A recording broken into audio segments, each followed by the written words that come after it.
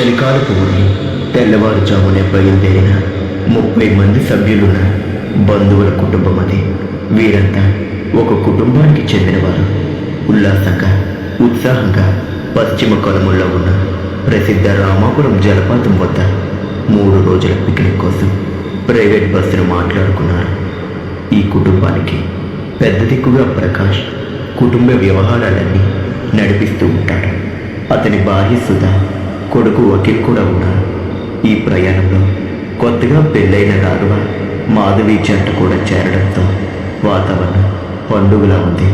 Bus మెల్లగా బయలుదేరితే ప్రయాణంలో భాగంగా ప్రారంభంలో కొద్దిసేపు నవ్వులు, చిన్న చిన్న కబుర్లు వినిపించిన ఉదయం వేళ కావడం వల్ల క్రమంగా ప్రతి కుటుంబం వారి వారి ఆలోచనల్లో విశ్రాంతిలో మునిగిపోయింది.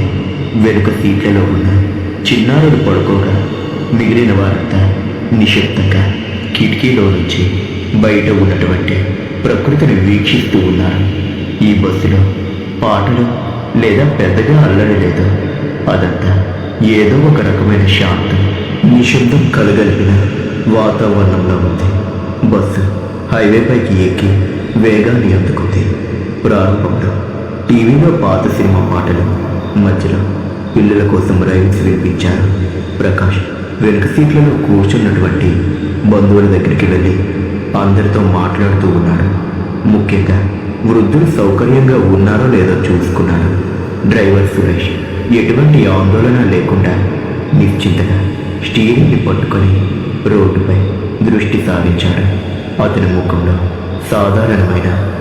ముఖంలో ప్రశాంతత తప్ప మరేమీ కనిపించలేదు.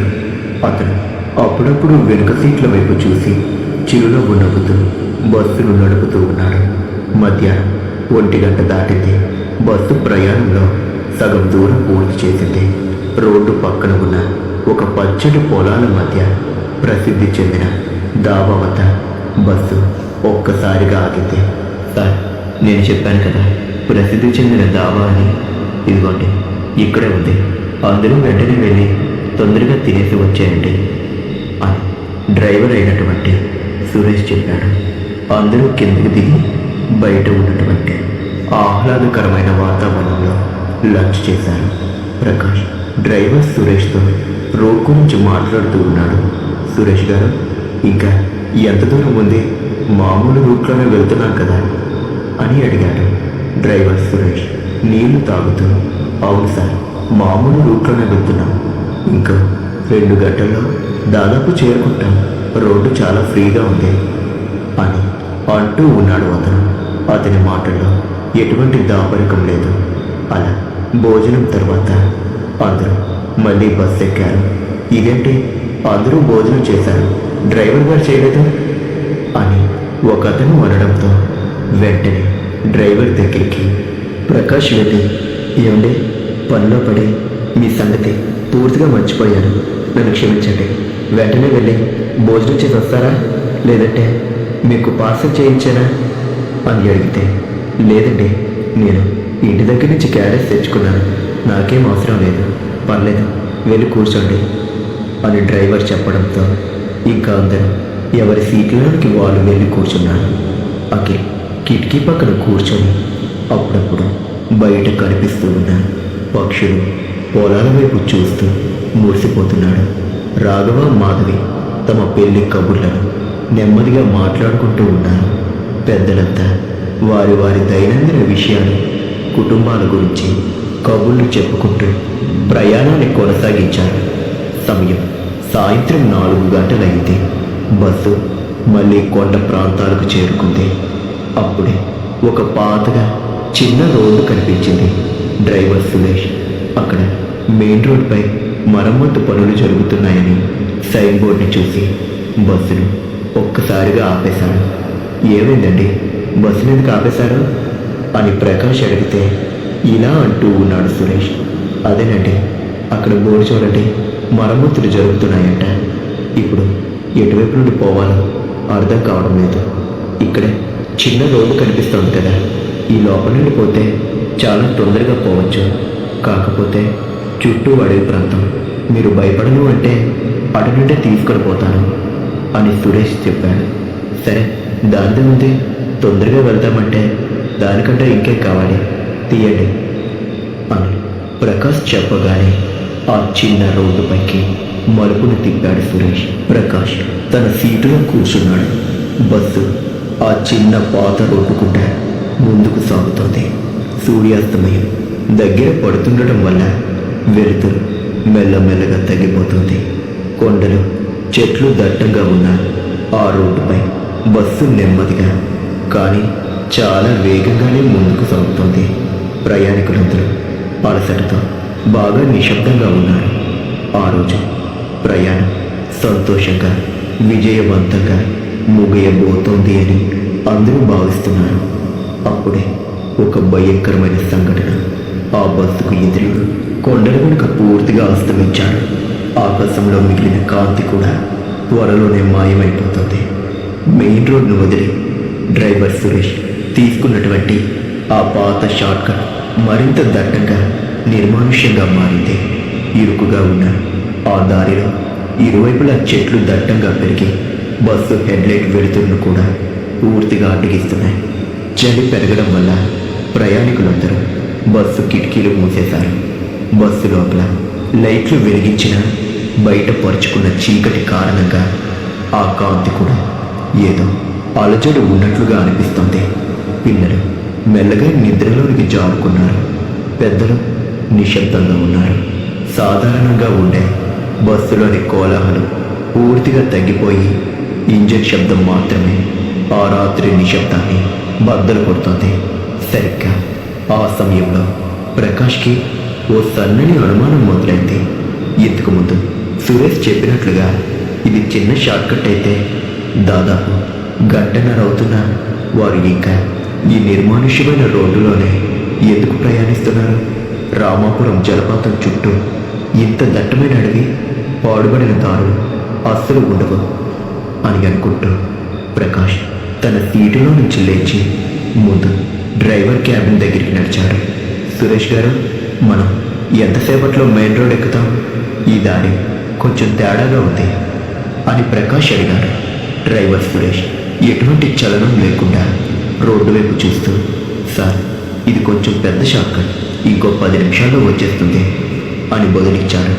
అతని సమాధానం నిశ్చయంగా ఉన్నప్పటికీ అతని ముఖంపై ఎటువంటి భావం కనిపించకపోవడం ప్రకాష్కి ఒక అనుభూతిని కలిగించింది. ప్రకాష్ తన సీటుకు తిరిగి వచ్చాడు.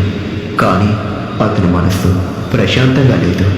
ఆ చీకట్లో ఏదో అసాధారణమైనది జరుగుతోంది అని అతని అంతరాత్మ హెచ్చరిస్తున్నట్లుగా మెల్లమెల్లగా అనిపిస్తుంది.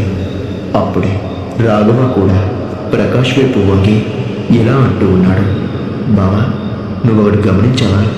సురేష్ గారు డ్రైవింగ్ చేస్తున్నప్పుడు ఒకే పాట రిపీట్ అవుతున్నట్లుగా అనిపించింది. నేను గమనించాను.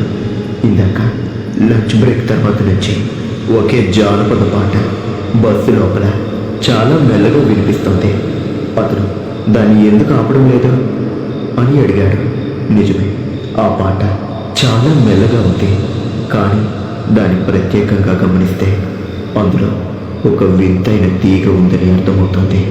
ప్రకాష్ మళ్ళీ డ్రైవర్ వైపు చూశాడు. ఆ పాట, డ్రైవర్ యొక్క నిశ్శబ్దం కలిసి బస్సులో ఒక అలజడిని సృష్టిస్తున్నాయి. ప్రకాష్ మళ్ళీ మెల్లగా లేచి చివరి సీట్ల వైపు నడుస్తున్నప్పుడు డ్రైవర్ సురేష్ అస్సలు కదలకుండా ఉన్నాడని, అతని కళ్ళు కేవలం రోడ్డుపైనే ఉన్నాయని గమనించాడు.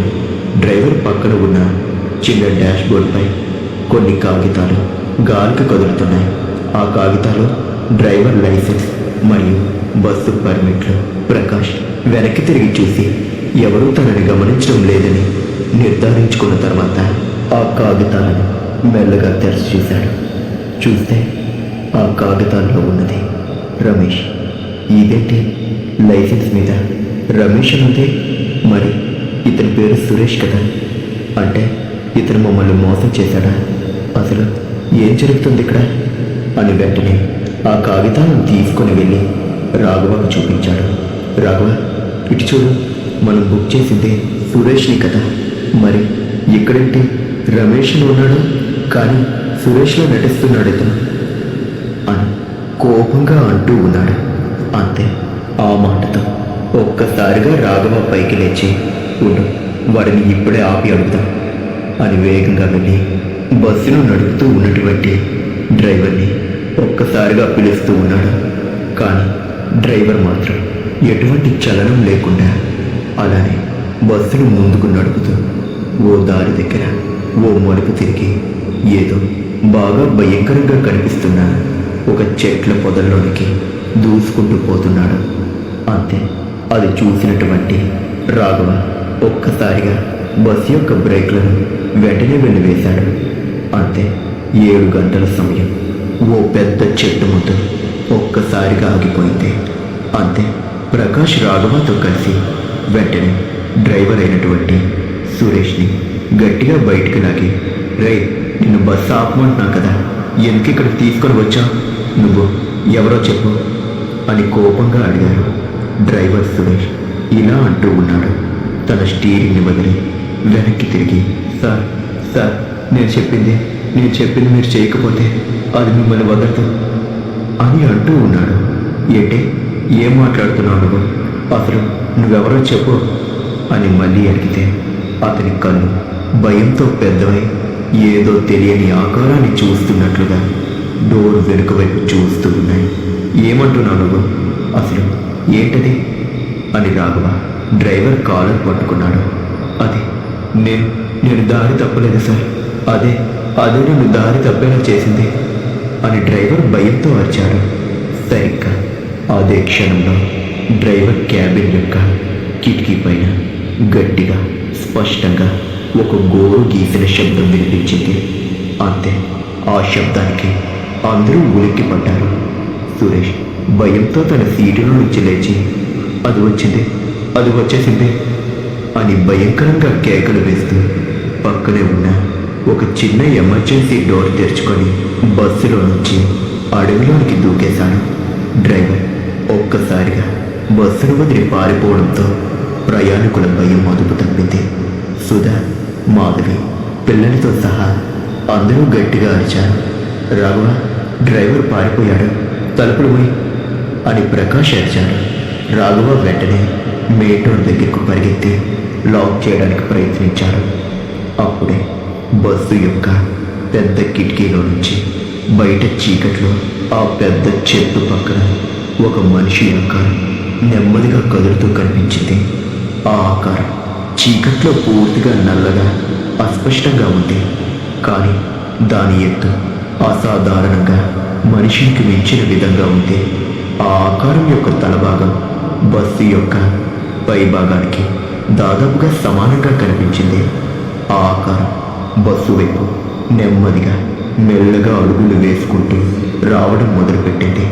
దాని కదలికలు ఎటువంటి తొందరపాటు లేదు, కేవలం అమానుషమైన భయంకరమైన నెమ్మది మాత్రమే ఉంది. బస్సులో ఉన్న ప్రయాణికులు కిటికీలో నుంచి ఆ నల్లటి ఆకారాన్ని చూసి గెంట కట్టుకుపోయారు. ఆ ఆకారం బస్సు దగ్గరకు చేరుతూ ఉన్న కొద్దీ బస్సు లోపల ఉన్న ఉష్ణోగ్రత ఒక్కసారిగా భయంకరంగా తగ్గిపోయింది. ప్రయాణికులందరికీ చలి గుచ్చుకుంటున్నట్లుగా అనిపించింది. ఏంటది, అసలు అంత భయంకరంగా ఉంది, అది దెయ్యమా, ఆ దెయ్యం ఇక్కడికి వచ్చేస్తుంది అని సుధా కళ్ళు మూసుకొని గట్టిగా అరిచింది. ఆ నల్లటి ఆకారం బస్ మెయిన్ దగ్గరికి చేరుకుంది. ప్రకాష్, రాఘవాలు ఎంత ప్రయత్నించినా డోర్ సరిగ్గా లాక్ అవ్వడం లేదు. అప్పుడే ఆ ఆకారం యొక్క సన్నని పొడవైన చేతులు డోర్ యొక్క అంచులను ఒక్కసారిగా తాకాయి. అంతే, బస్ డోర్ ఒక్కసారిగా పక్కకు నెట్టబడింది. ఆ నల్లటి ఆకారం బస్సు యొక్క మెయిన్ డోర్ను బలంగా నెట్టడంతో ప్రకాష్ మరియు రాఘవ ఆ శక్తి ముందు నిలబడలేక డోర్ తెరుచుకున్న వెంటనే వెనక్కి పడిపోయారు. లోపల ఉన్న లైట్లు ఒక్కసారిగా ఆరిపోయి బస్సు పూర్తిగా భయంకరమైన చీకటితో నిండిపోయింది. కేవలం బయటి అడవి చీకటి, ఆ నల్లటి ఆకారం మాత్రమే ప్రయాణికుల కళ్ళకు కనిపిస్తున్నాయి. ఆ నల్లటి ఆకారం బస్సు మెట్లపై నిలబడి పైకి చూసింది. దాని ముఖం ఇంకా అంధకారంలోనే ఉన్నప్పటికీ దాని నిర్జీవమైన భయంకరమైన కళ్ళు మాత్రం కుటుంబ సభ్యులందరినీ భయంకరంగా గమనిస్తున్నాయి. ఆ కళ్ళల్లో ఉన్న క్రూరమైన ఆకలి అందరి గుండెల్లో వణుకు పుట్టించింది. సుధా, మాధవి, పిల్లలు, పెద్దలు భయంతో కేకలు వేయడానికి కూడా గొంతురక్క నిశ్శబ్దంగా ఏడుస్తున్నారు. ప్రకాష్ భయం ఆవేశం కాకుండా తన కుటుంబ సభ్యులను రక్షించుకోవాలనే దృఢ సంకల్పంతో ఒక్కసారిగా నిలబడ్డాడు. వెనక్కిపో, వెనక్కిపో అని గట్టిగా అరుస్తూ ఉన్నాడు. అతని ఎరుపు ఆ అమానుష శక్తిపై అస్సలు పనిచేయలేదు. ఆ నల్లటి ఆకారం మెల్లగా డోర్లోనికి ఒక అడుగు వేయబోతుండగా రాఘవకు మెరుపులా ఒక ఆలోచన తట్టింది. డ్రైవర్ సురేష్ పారిపోయే ముందు బస్సు యొక్క కీస్ డాష్ బోర్డ్ పైన వదిలి వెళ్ళాడు. రాఘవ ఒక్క క్షణం కూడా ఆలోచించకుండా చీకట్లో డ్రైవర్ సీటు వైపు దూకాడు. అతను భయంకరంగా కంపిస్తున్న చేతులతో ఆ కీస్ని పట్టుకొని వాటిని ఒక్కసారిగా ఇగ్నిషన్ వైపు తిప్పడానికి ప్రయత్నించాడు. అతని వెనుక ఆ నల్లటి ఆకారం బస్సు మెట్లను పూర్తిగా అధిగమించి లోపలికి ప్రవేశించడానికి సిద్ధంగా ఉంది. రాఘవ, తొందరపడు అని ప్రకాష్ గట్టిగా అరిచాడు. ప్రకాష్ తన శక్తి మొత్తాన్ని ఉపయోగించి తెరుచుకున్న ఆ డోర్ను మళ్ళీ నెట్టడానికి ప్రయత్నించాడు. అతని ప్రయత్నం ఆ దెయ్యం శక్తిని అడ్డుకోలేదు. కానీ దాని కదలికను ఒక సెకండు ఆలస్యం చేసింది. రాఘవ చేతులు వణకడంతో కీ సరిగ్గా హోల్ లోపలికి వెళ్ళలేదు. అప్పుడే ఆ నల్లటి ఆకారం బస్సు లోపలికి మరో అడుగు వేసింది. ఆ అడుగు శబ్దం ఆ నిశ్శబ్ద చీకటిలో భయంకరంగా వినిపించింది. సుధా మరియు వకీల్ భయంతో గట్టిగా కళ్ళు మూసుకున్నారు. చివరి ప్రయత్నంగా రాఘవ తన కళ్ళను మూసుకొని బలంగా కీని తిప్పాడు. బస్సు ఇంజన్ 3 సార్లు శబ్దాలు చేసి బలంగా స్టార్ట్ అయింది. బస్సు స్టార్ట్ అయిన శబ్దంతో పాటు లోపల ఆరిపోయిన లైట్లన్నీ ఒక్కసారిగా వెలిగిపోయాయి. లైట్లు వెలగడంతో బస్సులోనికి అడుగుపెట్టిన ఆ నల్లటి ఆకారం ఒక్కసారిగా నిలబడిపోయింది. ఆ కాంతి దానికి ఇబ్బంది కలిగించినట్లుగా అది తల వెనక్కి తిప్పుకొని వెలుతురు వైపు చూసింది. ఆ విచిత్రమైన ఘోరమైన కళ్ళు బస్సులోని కుటుంబ సభ్యులను భయంకరంగా చూస్తూ ఉన్నాయి. ప్రకాష్ వెంటనే రాఘవ బస్సుతి వెంటనే అని అరిచాడు. రాఘవ వణుకుతున్న చేతులతో బ్రేక్ మీద కాకుండా ఒక్కసారిగా యాక్సిలరేటర్ను బలంగా నొక్కాడు. బస్సు వెనుక చక్రాల నుండి దుమ్ము లేచింది. ఆ నల్లటి ఆకారం ఇంకా బస్సు మెట్లపై నిలబడి ఉండగానే బస్సు ఒక్కసారిగా ముందుకు వెళ్ళింది. ఆకస్మికమైన కదలికకు ఆ నల్లటి ఆకారం ఒక్కసారిగా బస్సు లోపల నుండి వెనుకకు వెళ్ళిపోయింది. బస్సు ఆ పెద్ద చెట్టు నుండి వేగంగా బయలుదేరింది. రాఘవ దెయ్యాన్ని రియర్ మిర్రర్లో చూస్తూనే దారిలో ఉన్న చెట్లను ఢీకట్టకుండా వేగంగా నడుపుతూ ఉన్నాడు. ఆ నల్లటి ఆకారం ఆ పెద్ద చెట్టు దగ్గర పడిపోయిన తర్వాత ఒక్కసారిగా నిలబడింది. అది బస్సు వెనుక భయంకరమైన వేగంతో పరిగెత్తడం మొదలుపెట్టింది. ఆ వేగం మనిషి వేగానికి మించినది. బస్సు వెనుక ఆ నల్లటి ఆకారం ఒక దుర్మార్గపు నీడలా వెంబడిస్తుంది. అది వచ్చేస్తుంది, స్పీడ్ పెంచు రాఘవ అని ప్రకాష్ గట్టిగా అంటూ ఉన్నాడు.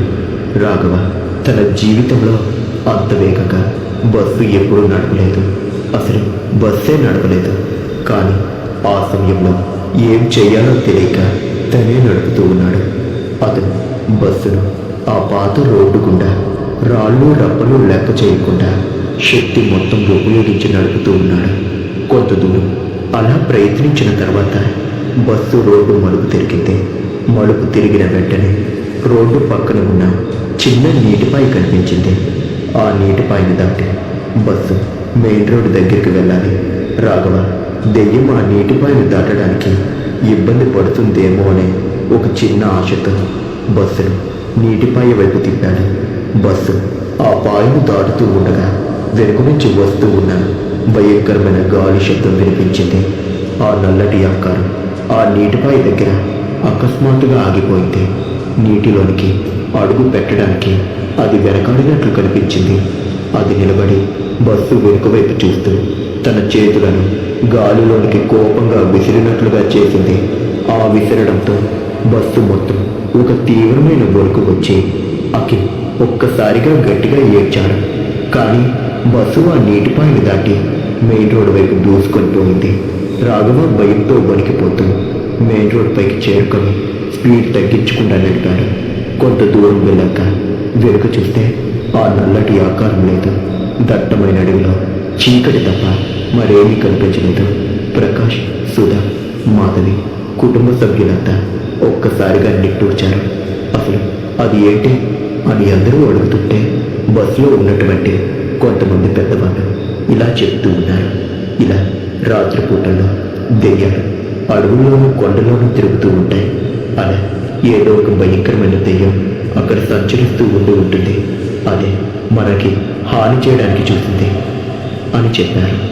అలా వారు తమ జీవితంలోని మర్చిపోలేని ఒక భయంకరమైన క్షణాల నుంచి బయటపడ్డారు. కానీ ఎవరికీ ఏం కాలేదు. కానీ ఆ డ్రైవర్ ఎటుపోయాడు, ఎక్కడికి వెళ్ళాడు ఎవరికీ తెలియలేదు. ఆ రాత్రి ఆ కుటుంబానికి ఆ బస్సు ప్రయాణం కేవలం ఒక విహారయాత్ర కాదు, మృత్యువు అంచు నుంచి తిరిగి వచ్చిన భయంకరమైన అనుభవంగా మిగిలిపోయింది. చూశారు కదా, ఇది ఇవాళ స్టోరీ. మరిన్ని స్టోరీస్ కోసం వెంటనే మన ఛానల్ని సబ్స్క్రైబ్ చేసుకొని బెల్ ఆల్లో పెట్టుకోండి.